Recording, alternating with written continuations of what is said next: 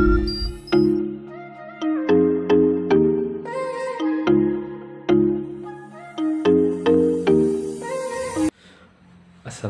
warahmatullahi wabarakatuh. Selamat siang. Kami dari kelompok 2 akan menyampaikan materi pada siang hari ini yang bertemakan memahami dan menggunakan instrumen dan alat untuk pengembangan kapasitas organisasi masyarakat. Pertama-tama saya akan membacakan anggota kelompok 2 yang akan bertugas untuk menyampaikan tema materi pada siang hari ini.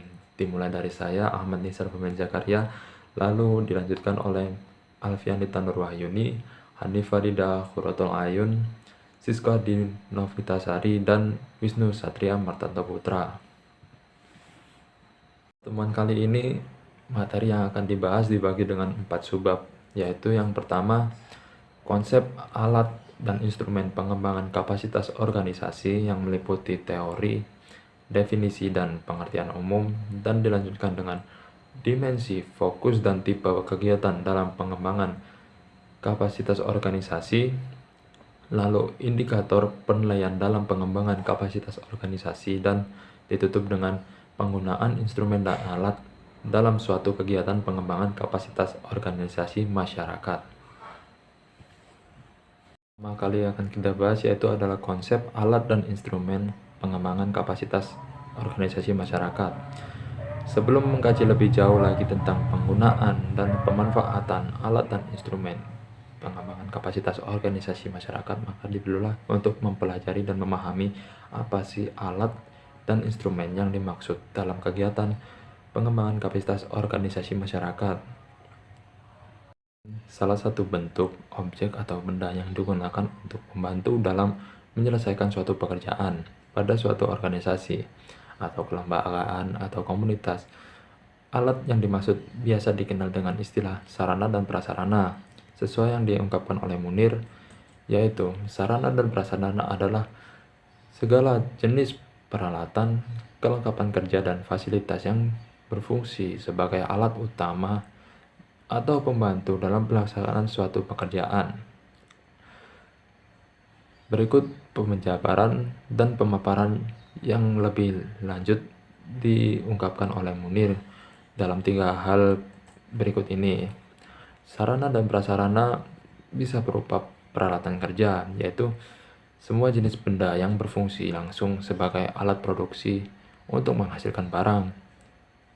Yang kedua, sarana dan prasarana bisa berupa perlengkapan kerja, yaitu semua jenis benda yang berfungsi sebagai alat bantu tidak langsung dalam produksi yang dapat mempercepat proses, membangkit dan menambah kenyamanan dalam pekerjaan. Yang ketiga, sarana dan prasarana adalah perlengkapan bantu atau fasilitas, yaitu semua jenis benda yang berfungsi sebagai alat bantu kelancaran gerak dalam pekerjaan, misalnya mesin ketik dan mesin pendingin ruangan. Baik, yang selanjutnya adalah tentang penggunaan instrumen dan alat dalam pengembangan kapasitas organisasi masyarakat. Yang seperti yang sudah dijelaskan sebelumnya, bahwa instrumen pada dasarnya merupakan segala sesuatu yang dapat digunakan sebagai alat ukur dan dapat membantu proses pengembangan kapasitas suatu organisasi. Instrumen pada pengembangan kapasitas organisasi terdapat beberapa contoh, di antaranya yang pertama adalah angket kuesioner, di mana angket kuesioner merupakan suatu pengumpulan data yang dilakukan secara tidak langsung. Instrumen atau alat pengumpulan data disebut angket, di mana isinya adalah beberapa pertanyaan yang kemudian harus dijawab atau direspon oleh responden. Bentuk pertanyaannya bisa bermacam-macam, di mana macamnya terdiri dari pertanyaan terbuka, pertanyaan berstruktur, dan pertanyaan tertutup. Dengan kata lain, angket kuesioner adalah daftar pertanyaan yang diberikan kepada orang lain yang kemudian bersedia memberikan respon sesuai dengan permintaan pengguna. Yang kemudian adalah pedoman wawancara. Wawancara merupakan suatu cara pengumpulan data yang digunakan untuk memperoleh informasi secara langsung dari sumbernya. Wawancara digunakan apabila ingin mengetahui hal-hal dari responden secara mendalam, dan wawancara digunakan ketika jumlah responden itu sedikit. Yang selanjutnya adalah pedoman observasi, mana observasi sendiri merupakan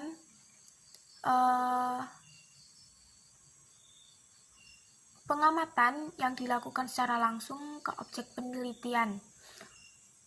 peneliti untuk melihat dari dekat kegiatan yang dilakukan.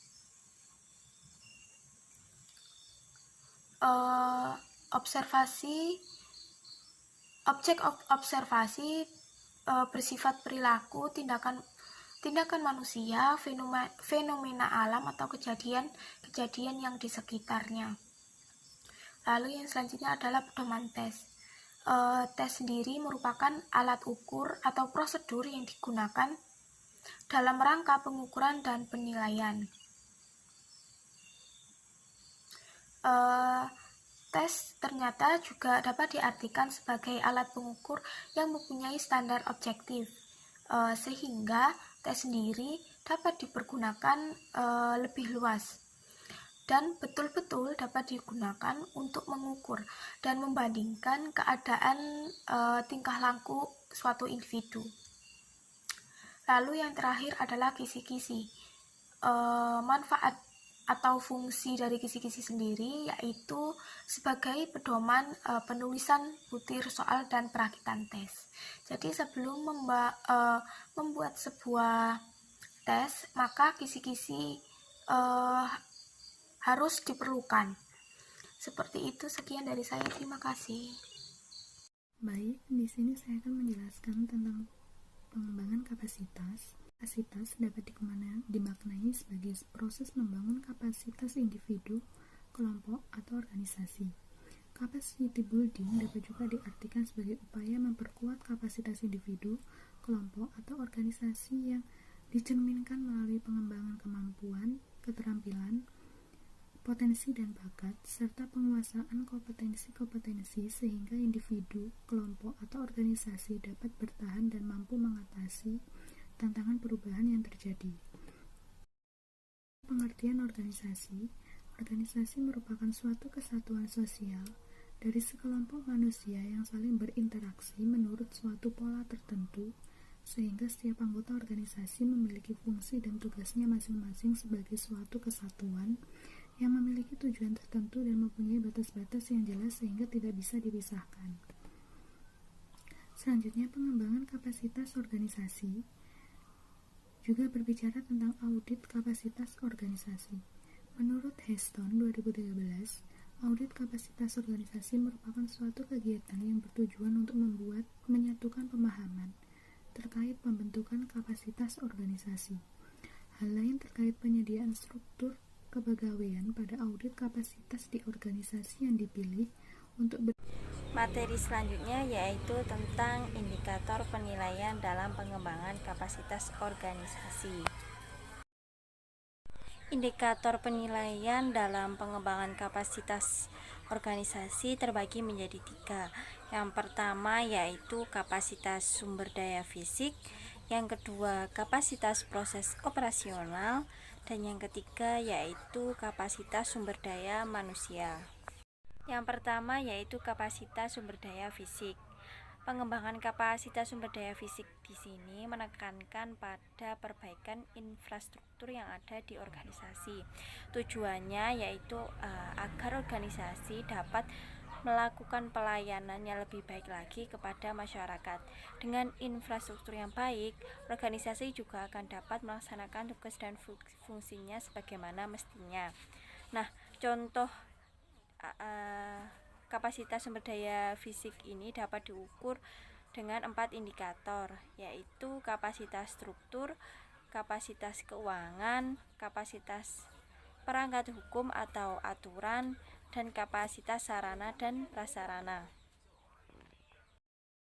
Kedua yaitu kapasitas proses operasional. Kapasitas ini sangat penting dalam menentukan keberhasilan organisasi dalam mencapai visi dan misinya.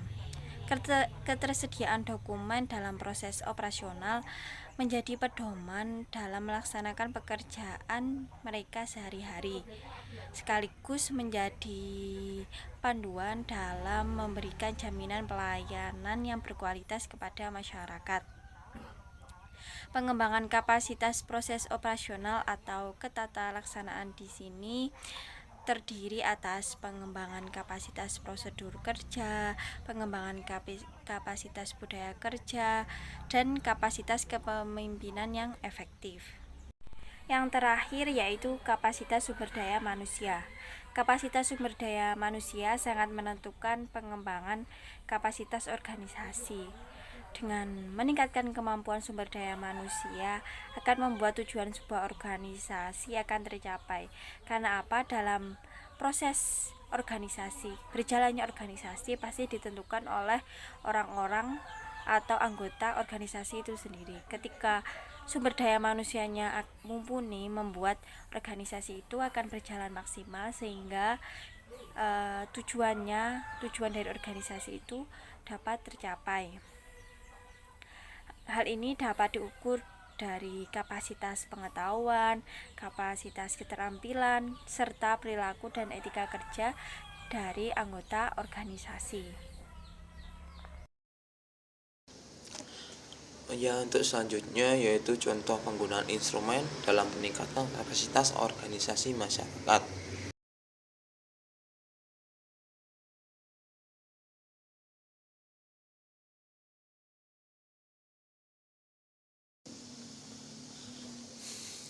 Untuk yang pertama, indikator yang pertama yaitu standar kompetisi lulusan.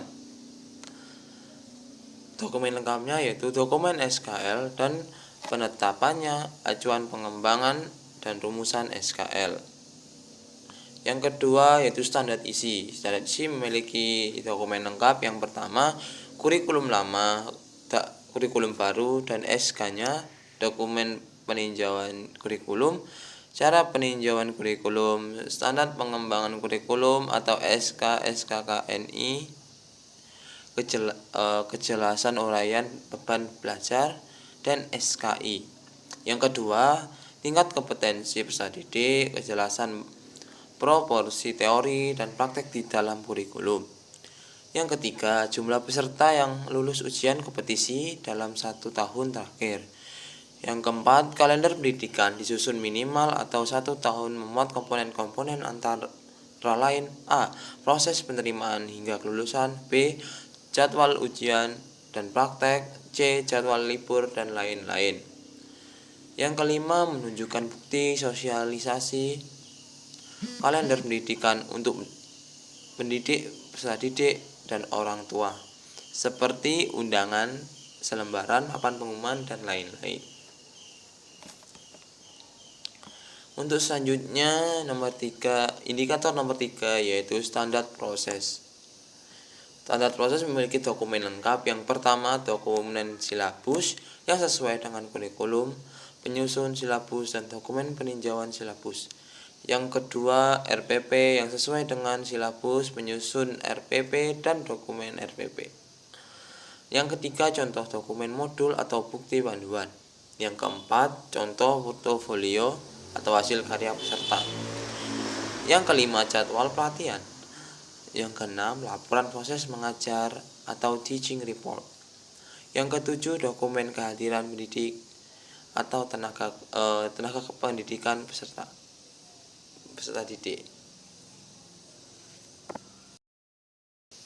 Untuk indikator yang selanjutnya yaitu standar pendidik dan tenaga kependidikan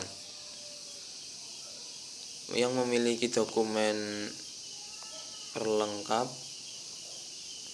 Yang pertama, portofolio pendidik atau biodata ijazah terakhir, sertifikat kompetensi yang relevan, dan SK pengangkatan.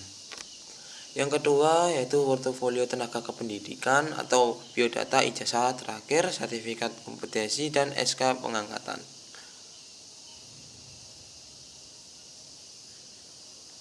Terus yang ketiga, portofolio tenaga penguji atau biodata ijazah terakhir, sertifikat kompetisi yang relevan. Untuk indikator yang kelima yaitu standar sarana dan prasarana yang memiliki dokumen berlengkap. Yang pertama, daftar inventaris sarana prasarana lembaga dan foto berwarna sebagai pendukungnya, atau bahan ajar, sarana pembelajaran, tempat baca dan sarana bacaan, peralatan kantor dan meubiler, media pembelajaran dan ruang pembelajaran. Yang kedua, daftar inventaris peralatan dan perlengkapan pendidikan di setiap ruang teori dan praktek. Yang ketiga, daftar buku perpustakaan dan sumber belajar. 4. Prosedur pemeliharaan sarana dan prasarana.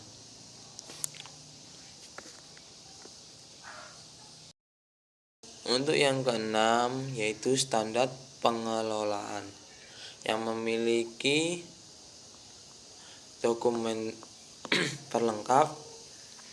Yang pertama, portofolio pimpinan, biodata ijazah terakhir, sertifikat kompetensi yang relevan, dan SK pengangkatan. Yang kedua, dokumen visi dan misi dan tujuan lembaga. Yang ketiga, dokumen sosialisasi visi dan misi dan tujuan lembaga. Semua pendidik yang ditujukan kepada semua pendidik, peserta didik, dan unsur yang lain yang terkait. Yang keempat adalah rencana kerja tahunan, pendek, menengah, dan panjang. Yang kelima, dokumen panduan mutu atau manajemen mutu. Yang keenam, foto papan nama atas nama lembaga. Yang ketujuh, legalitas pendiri lembaga, akte notaris pendirian lembaga, izin operasional lembaga, rekening bank, NPWP, nilai SK hasil penelitian kinerja. Yang kedelapan, struktur organisasi, uraian tugas, dan SK penetapannya. Yang kesembilan, dokumen pemasaran mutu lembaga. Yang kesepuluh, strategi pemasaran dan taktik promosi lembaga. Yang kesebelas, bukti kemitraan yang relevan. Yang 12, laporan ke dinas pendidikan setempat, laporan ke pimpinan lembaga. Yang ke-13, data peserta didik dan alumni. Yang ke-14, contoh dokumen evaluasi kinerja lembaga. Yang ke-15, contoh dokumen evaluasi pelaksanaan program dan kegiatan. Yang ke-16, contoh dokumen evaluasi kinerja pendidik. Yang ke-17, contoh dokumen evaluasi kinerja tenaga kependidikan. Yang selanjutnya yaitu nomor 7 tentang standar pembiayaan. Standar pembiayaan memiliki dokumen pelengkap. Yang pertama, keberadaan RAP tahunan. Yang kedua, pencatatan administrasi keuangan. Yang ketiga, laporan keuangan maksimal 5 lembar. Yang keempat, laporan keuangan kepada pimpinan. Untuk yang terakhir atau yang nomor 8 yaitu standar penilaian pendidikan. Memiliki dokumen pelengkap. Yang pertama yaitu pedoman penilaian. Yang kedua, contoh soal teori dan praktek atau kopi satu materi. Yang ketiga, teknik penilaian. Yang keempat, dokumen pelaksanaan ujian lembaga atau ujian lokal. Yang kelima, dokumen pelaksanaan uji kompetensi dari lembaga sertifikasi. Yang keenam, laporan hasil belajar peserta didik. Ya, mungkin itu saja yang bisa kelompok kami sampaikan. Bila ada kurang lebihnya mohon maaf. Terima kasih untuk teman-teman yang telah menyimak materi dan pembahasan yang kami utarakan. Semoga